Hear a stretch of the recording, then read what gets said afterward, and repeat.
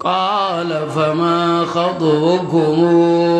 أيها المرسلون قالوا إنا أرسلنا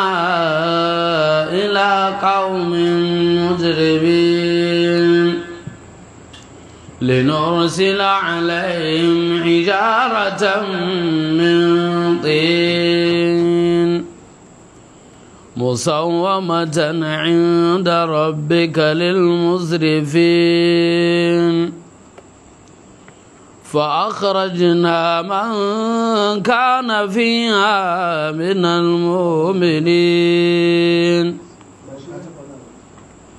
فما وجدنا فيها غير بيت من المسلمين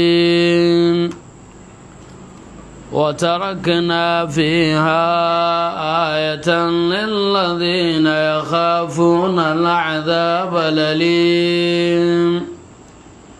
وفي موسى إذ أرسلناه إلى فرعون بسلطان مبين فتولى بركنه وقال ساحر أو مجنون فأخذناه وجنوده فنبذناهم في اليم وهو مليم وفي عاد إذ أرسلنا عليهم الريح العقيم ما تذر من شيء أتت عليه إلا جعلته كالرميم وفي ثمود إذ قيل لهم تمتعوا حتى حين فعتوا عن أمر ربهم فأخذتهم الصاعقة وهم ينظرون فما استطاعوا من قيام وما كانوا منتصرين وقوم نوح من قبل إنهم كانوا قوما فاسقين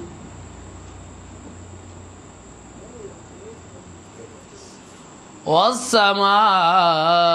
بنيناها بأيد وإنا لموسعون والأرض فرشناها فنعم الماهدون ومن كل شيء خلقنا زوجين لعلكم تذكرون ففروا إلى الله إني لكم منه نذير مبين ولا تجعلوا مع الله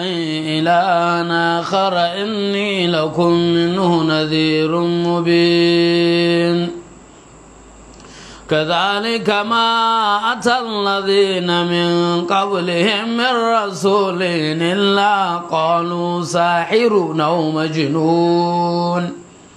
أتواصوا به بل هم قوم طاغون فتول عنهم فما أنت بملوم وذكر فإن الذكرى تنفع المؤمنين وما خلقت الجن والإنس إلا ليعبدون ما أريد منهم من رزق وما أريد أن يطعمون إن الله هو الرزاق ذو القوة المتين